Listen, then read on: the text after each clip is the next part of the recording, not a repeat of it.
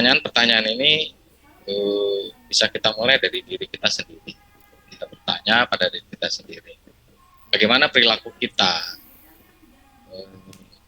Bagaimana kita berperilaku? Bagaimana kita melakukan segala sesuatu di sekolah? Apakah kita sebagai guru melakukan sesuatu karena adanya dorongan dari lingkungan atau dorongan yang lain, gitu ya? Terkadang kita sebagai manusia, guru pun manusia gitu ya, melakukan sesuatu karena kita mungkin saja menghindari rasa sakit atau ketidaknyamanan. Juga melakukan sesuatu oleh karena ingin mendapatkan apa yang kita mau. Pernahkah Bapak Ibu guru melakukan sesuatu untuk melakukan sesuatu untuk mendapatkan senyuman dari orang lain atau pujian dari orang lain? Atau Bapak Ibu melakukan sesuatu untuk mendapat hadiah, untuk mendapatkan uang, atau apalagi kira-kira alasan orang melakukan sesuatu di dalam kita sebagai guru ya. Bapak Ibu, sahabat guru kita, sahabat guru sekalian, ini mungkin detik-detik akan masuk ke mematikan. Remaining time-nya 649. Kita lanjut terus ya. Bapak Ibu, sahabat guru sekalian, berikut miskonsepsi guru yang mungkin sering kita lakukan dalam pembelajaran. Ini menurut Dr. William Glasser, seorang psikiater dan pendidik.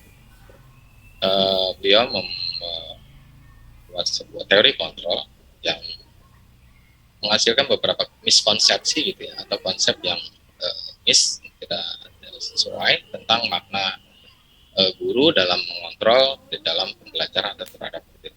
Yang pertama, ilusi guru mengontrol murid. Apakah ini gitu ya? Artinya gini, pada dasarnya kan kita guru tidak dapat memaksa murid untuk berbuat sesuatu jika murid tersebut memilih untuk tidak melakukannya. Nah, ini mungkin Bapak punya pengalaman tersendiri. Walaupun kadang-kadang tampaknya guru mengontrol perilaku murid gitu ya. Hal demikian terjadi karena murid, nah ini perlu dipahami, ternyata bisa saja karena murid sedang mengizinkan dirinya dikontrol oleh guru atau kita. Saat itu bentuk kontrol guru menjadi kebutuhan dasar yang dipilih murid tersebut. Jadi karena muridnya juga yang teori kontrol menyatakan bahwa semua perilaku memiliki tujuan, bahkan terhadap perilaku yang tidak disukai. Teori kontrol yang berikutnya ilusi bahwa semua penguatan positif, efektif, dan bermanfaat. Artinya apa? Penguatan positif atau bujukan adalah sebuah usaha untuk mempengaruhi murid agar mengulangi suatu perilaku tertentu dalam jangka waktu tertentu, dan kemungkinan murid tersebut menyadari atau mencoba untuk menolak bujukan kita, atau bisa jadi murid tersebut menjadi tergantung pada pendapat sang guru untuk berusaha. Artinya kalau nggak ada gurunya ya dia nggak melakukan itu, tapi kalau ada gurunya dia melakukan itu. Ada hal lain lagi juga bahwa dengan kita melakukan kritik atau membuat orang merasa bersalah dapat menguatkan karakter si murid. Apakah ini sebuah ilusi? Menurut Dr. William Glasser, menggunakan kritik dan merasa bersalah untuk mengontrol murid menuju itu dapat menyebabkan atau menuju pada identitas murid yang gagal. Artinya mereka belajar, menjadikan mereka belajar untuk merasa buruk tentang diri mereka sendiri, gitu. Karena kita membuat dia menjadi orang yang merasa bersalah. Yang terjadi adalah dialog yang negatif antara si guru dengan si murid, atau bahkan si murid dengan dirinya sendiri.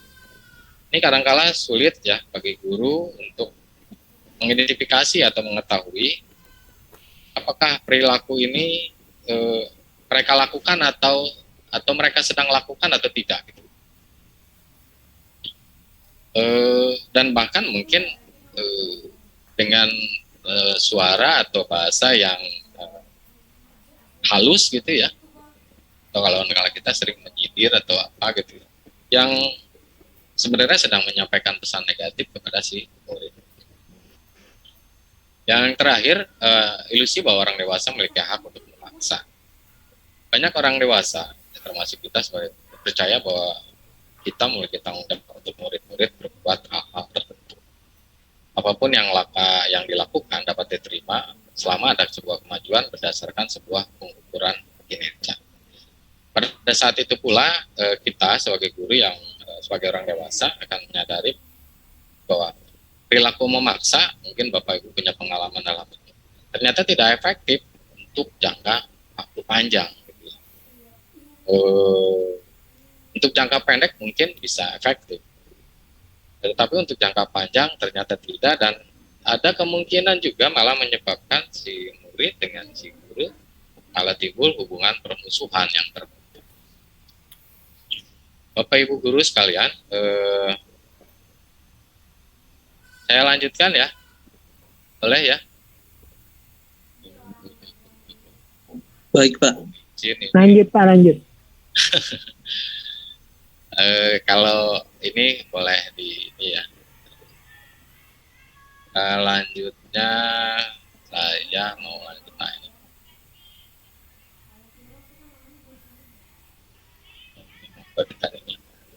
Nah, bagaimana peran guru dalam menciptakan budaya positif di sekolah?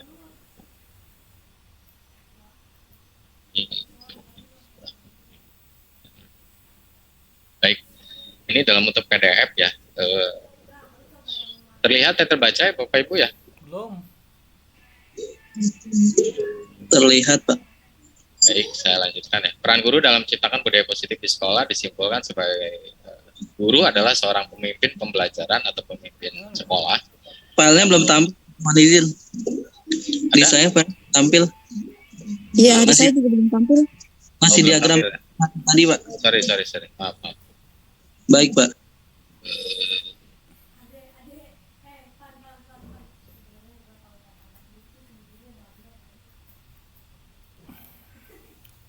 Ini sudah? Sudah Pak.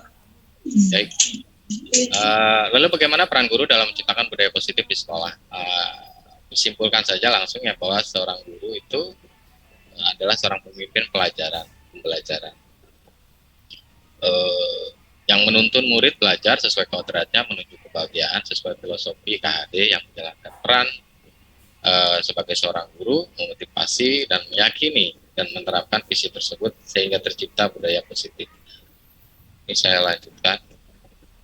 Budaya positif di sekolah dapat diterapkan dengan menjalankan konsep-konsep antara lain disiplin positif, motivasi perilaku manusia, posisi kontrol retribusi, keakhiran kelas, dan segitiga retribusi. Ini kemudian, ini disiplin positif itu apa?